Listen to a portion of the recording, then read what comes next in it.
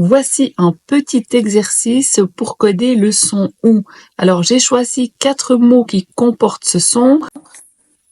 Premièrement, vous avez des bijoux, puis une bougie, ensuite un foulard, et nous terminerons par coder une loupe. Alors, les plus avancés peuvent coder le déterminant et le mot, mais pour les autres, nous allons coder uniquement le son demandé. Nous contrôlons tout de même que le OU se code bien au monton. C'est le cas. Et nous allons commencer tout de suite par le mot des bijoux. Et pour les débutants, je vous propose de coder uniquement le son joue. Quelle configuration parmi ces 4 est la bonne? Alors bien sûr, nous allons nous aider de la tête codeuse que je vous montre maintenant et vous allez chercher où se trouve sur la tabelle des sons consonnes le son j.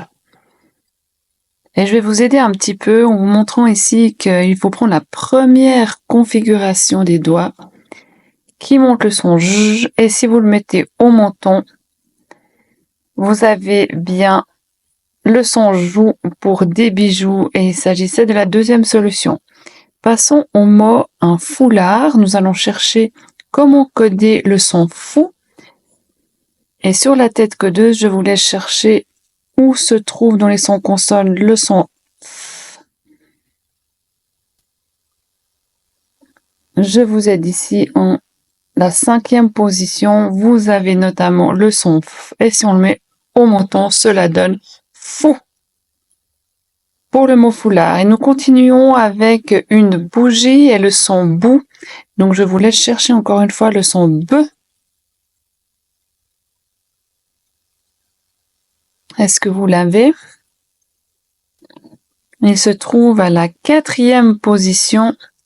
Et encore une fois, pour faire le son OU, nous allons nous déplacer au menton et cela donne bou. C'était la réponse numéro 3 pour le mot une bougie. Le dernier mot, c'est une loupe. Et pour le son lou, nous allons chercher le son L sur la barre des phonèmes consonnes. Le L se trouve à la 6e position. Juste ici, je vous montre là. Et pour faire le son lou, nous allons cette configuration au menton et la voici lou. J'espère que ce petit exercice vous a plu et que vous allez vous souvenir où se trouve la position du OU. Je vous dis à bientôt dans une prochaine vidéo.